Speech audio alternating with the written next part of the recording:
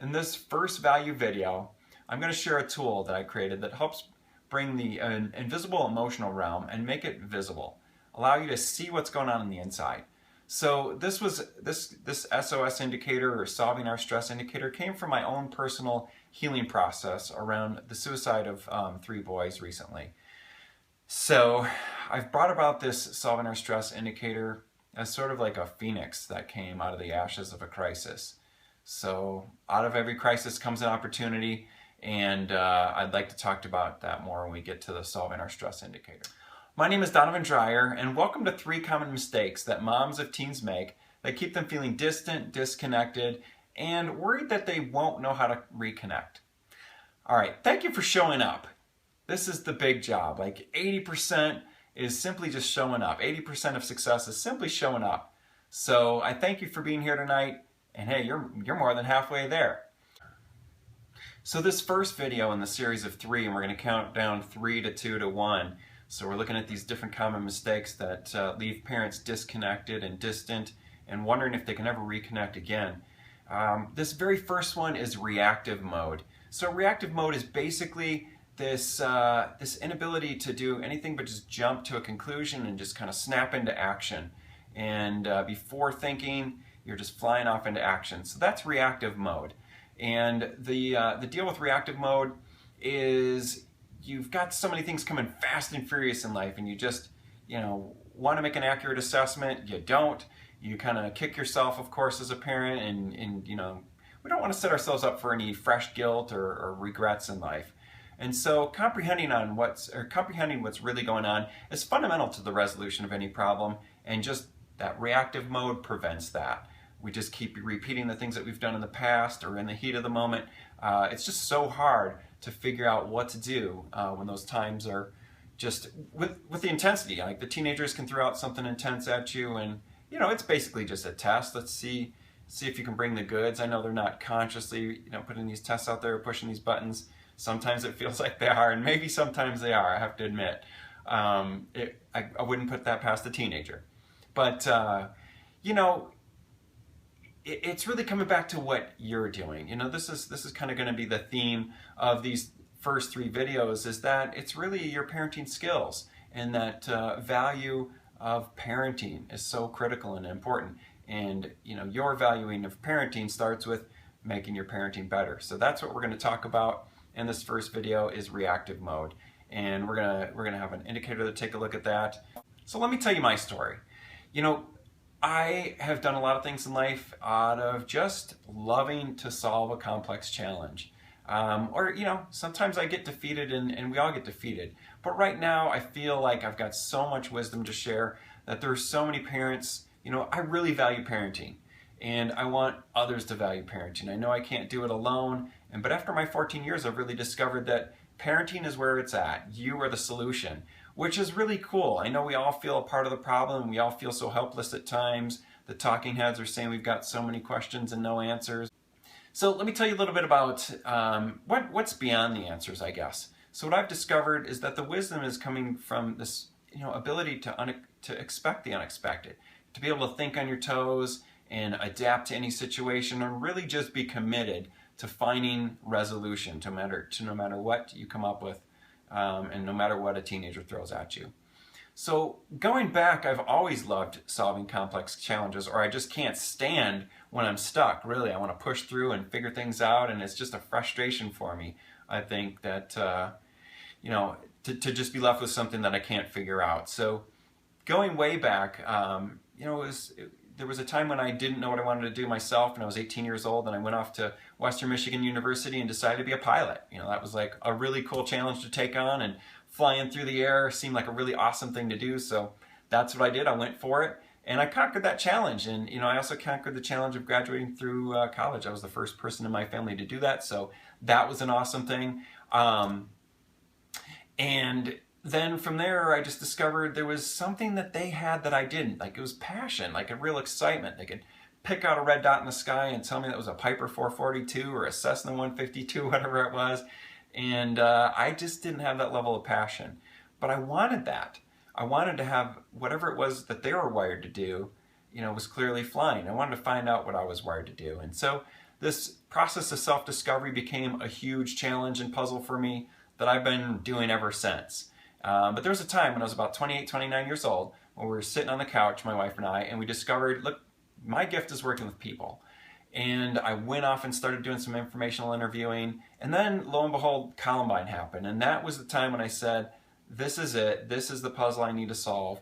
I need to get in there in the trenches and figure out what's going on with our kids. And kids aren't supposed to be in the trenches in a high school. And suddenly with Columbine, high schools became the trenches. And the life of teenagers started to become a major source of confusion and even crisis on a pretty routine basis since then. So it's not like we've got that problem all solved and figured out.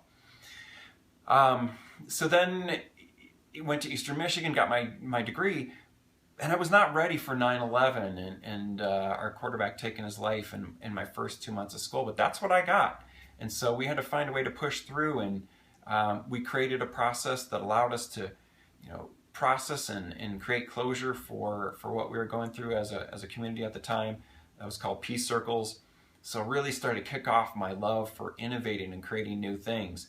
And so that was an event that we spread throughout many years in our school and became a tradition. And then that tradition started to spread to other schools. Peace Circles were going on all over northern Colorado. And that was really cool and really empowering to see that we could take a really tough situation and create something that helped us address these incredibly tough things that can come up in our world. All right, so I had a low spot. There was a time when I just got, pretty tired of all the logistical, clerical, all these duties that didn't really have to do with my passion and what my talents and gifts started to be, around counseling and helping kids and their families. And I started to go into the stock market direction.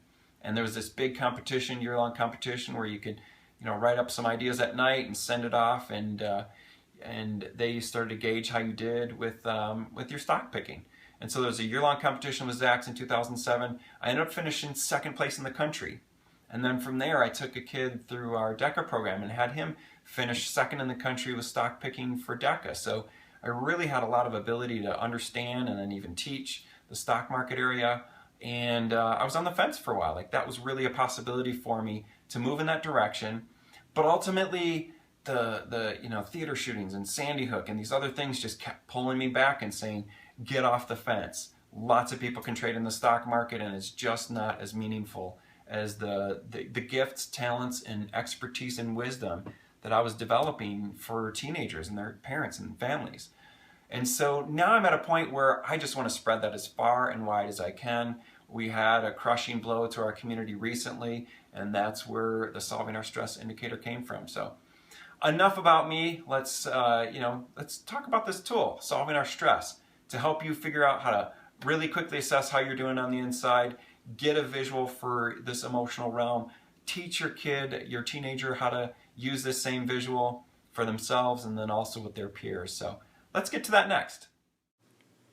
Okay, here we go. This is that portion of the value video here where we talk about the how-to, giving you a methodology around, as I said earlier, with this Solving Our Stress indicator. We give you an opportunity to see what's going on in the inside as a visual. So I've figured out this very powerful yet simple tool that allows us to take a look at what's going on inside, assess what's going on emotionally or on a stress meter here, and taking a very quick check in on how things are going, assess really quickly with just placing a number on the level of stress or emotional pain, and then having a chance to respond and knowing what to do based on what's going on inside. So those are the three things that we're going to talk about within this portion of the video, is taking a step back, reflecting or assessing really quickly, and then being able to be more responsive and know just what to do based on these different levels of stress that we could be going through.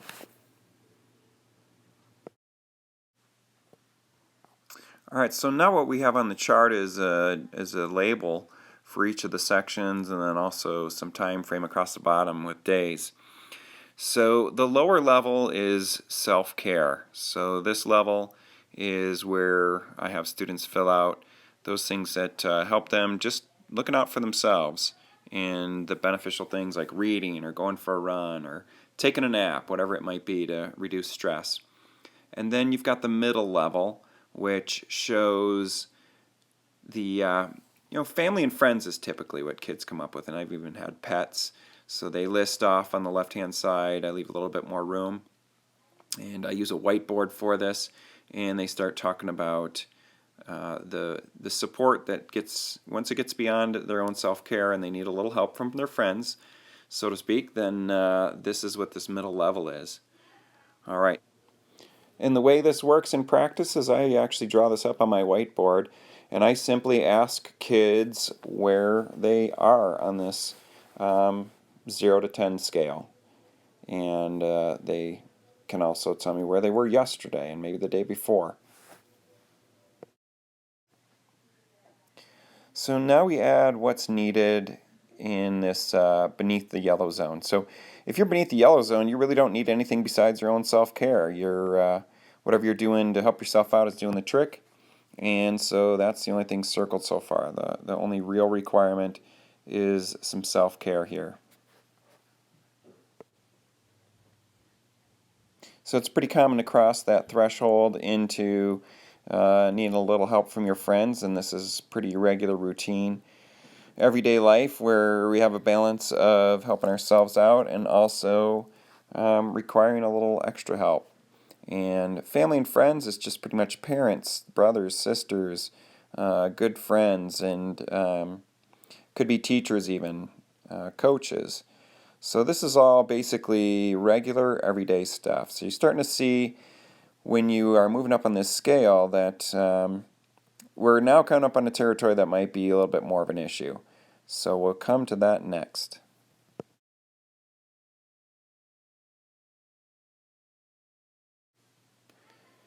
All right, once we get up into the red zone, this is where it's a problem. This is what you really need to be able to identify.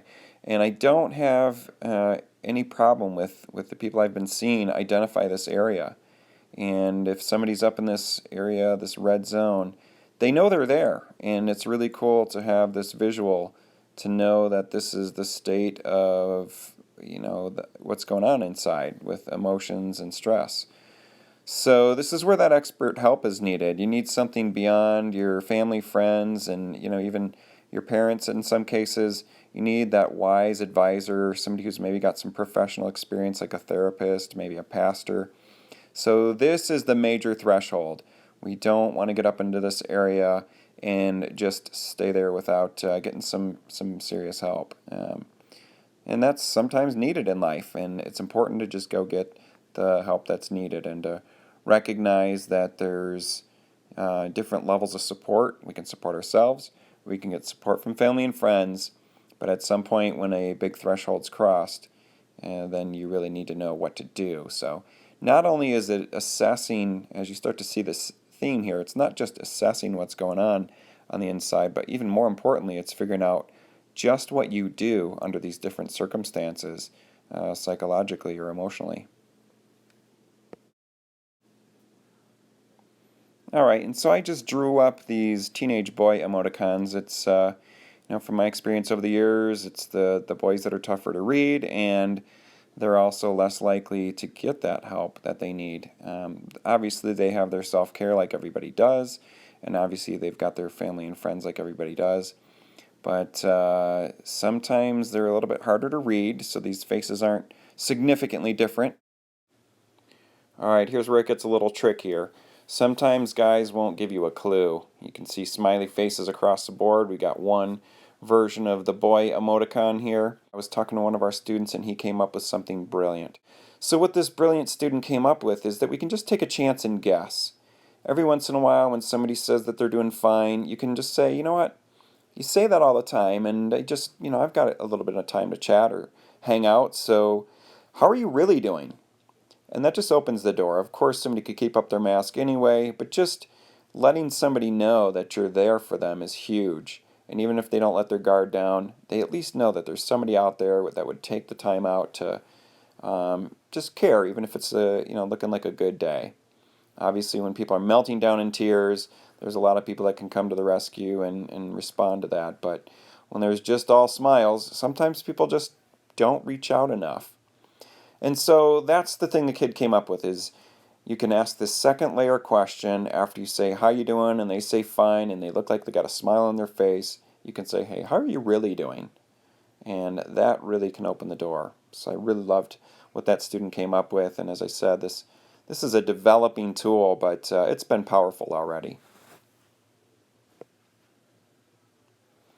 All right, so if you're a parent out there, or a coach, or a teacher, or even a fellow teenager, up here, this visual that you see is, now we've moved from days across the bottom to months. And if you suspect somebody's up at this level, or you just know somebody's there, it's time to reach out. This reaching out can be done for ourselves if we know we're redlining and really burned out in life and need some expert help. And it also can be done where you just know, hey, there's normally an interplay where I lean on you and you lean on me in our friendships. But man, it's just been back to back to back. There's so many times where my buddy's leaning on me and maybe I should take him to the counseling office, or maybe I should let his parent know, mom or dad know. And you might just help somebody out in that situation. So getting a good read is important, and kind of keeping it really ridiculously simple with this green and yellow and red process, I think has been much more clarifying and beneficial to our community here. And I think this is something that not only could be great for all teenagers and their families, but probably this profession as a whole. What I've done is shown here an arbitrary example. And what we're going to go to next is to show that I have kids set their own levels. So it didn't really have a lot of meaning when somebody would set a level at one place or another. I'm a 4, I'm a 7. But when I have them set their own levels, it's been pretty interesting to see how this visual changes. So it's not necessarily 1/3, 1/3, and 1/3. And I've had one student set it as low as 2, like basically their self-care of, reading a book, naps, riding a bike, whatever. That only kept their protective factor good up to that level of 2. And then it crossed over to needing, help from the outside. So is this maybe a super sensitive person? Do they need to strengthen their self-care? Or maybe this is just your typical teen that's extroverted and loves to have things go out and be public as soon as possible. Now, I've had one student set that end of the green level as high as 7. So now you got somebody that's really super resilient. Potentially, maybe, looking at the student's interests with the medical field, maybe this is somebody that can just handle the emergencies and the high stakes situation and is just going to keep their composure better. And maybe they need to beef up the middle. Maybe there needs to be more protective factors with helpful people in their world at that kind of middle level of family, friends, and that could be an indicator. So this visual just kind of paints such an amazing picture of this inner world, and it can bring up so many different conversations, and it's been very powerful in such a short period of time since since I've created it out of recent crisis situation. Alright, and finally I've shifted the time frame on the bottom again to just a 1 hour total time and 20-minute segments here, and you can see that here's our normal hour for a typical teen. It could be all over the map. As long as we're underneath that red threshold, we're in good shape, and you can see they might be needing to text, reach out, see their friends, talk to somebody on a fairly regular time frame, and obviously we'd love to see that a little bit smoother. But I guess if you're a parent of a teenager, get used to it. This is kind of the normal way that teenagers go through their hour or through their day. So I thought this was just kind of kind of a funny way of looking at how it goes for teenagers, but maybe pretty instructive for parents if you just don't realize that this is kind of a normal deal, and this is how it goes for a teenager. Then this paints a pretty good picture for you to get a good idea of how it goes. But any parent of a teenager probably already knows this one. All right, finally I've got a real-world example of how I use this in practice. And, I've got a student here that We charted the days across the bottom, and we put the first dot on the board. She came in because it was a pretty intense time, so we plotted that one right on that red line. First of all, we allowed her to put her own numbers on the board, drew it up to represent the numbers that cross those different thresholds for her. And then we started putting the days on the board and went backwards. And we could see that there was a big spike, something intense going on that she needed to come in and talk about. And then the really cool thing, I think, when you look at the last dot on the right, this shows, hey, tangibly something happened here. There's a, going out the door, and right before we left, we recharted a last number, and it was better. So to know that you've tangibly done something to make a difference in the day is really awesome for a counselor or a coach, anybody working with kids and people. It's really hard to get that kind of tangible results. And then if we look out that we're 2 weeks from a pretty major crisis here too, and that this student was definitely up in the red zone with basically our entire community, then like we're in a better spot. There's some healing that's gone on here. And yes, there's some spikes, and there's still some possibilities for some spikes in the future, but basically there's some healing. We've put in and named those protective factors out there on the left-hand side, so I always do that. Every kid, every individual has their own unique protective factors, and it's good to identify those and realize where we can go to for help. And sometimes it's major help, and we need an SOS and some expert help. All right, so that's it for the Solving Our Stress indicator. So in this first value video, we've covered reactive mode and how it's important to just take a step back, slow down those reactions, retreat a little bit, assess the situation. I know you got to assess it on the fly, and you got to be real quick with it. And then from there, you've got a little bit of an understanding of why, and then you can be more responsive. So trying to move from reactive to responsive. And so in video number 2, we're going to move towards how parents aren't always as proactive as they can be. So the second common mistake is parents failing to be as proactive as they can be when it comes to when things aren't going wrong. Sometimes you don't really have to be assessing a crisis or addressing what to do on the fly, and it's not so intense. And then you can get a little bit too complacent, and teenagers with idle time on their hands, just not a good thing. So Donovan Dreyer with Get Ready Coaching. We'll see you soon, and I bet you're looking forward to video number 2. So we'll help you get more proactive and avoid common mistake number 2 as we count down to number 1. All right, thanks so much. Have a great day.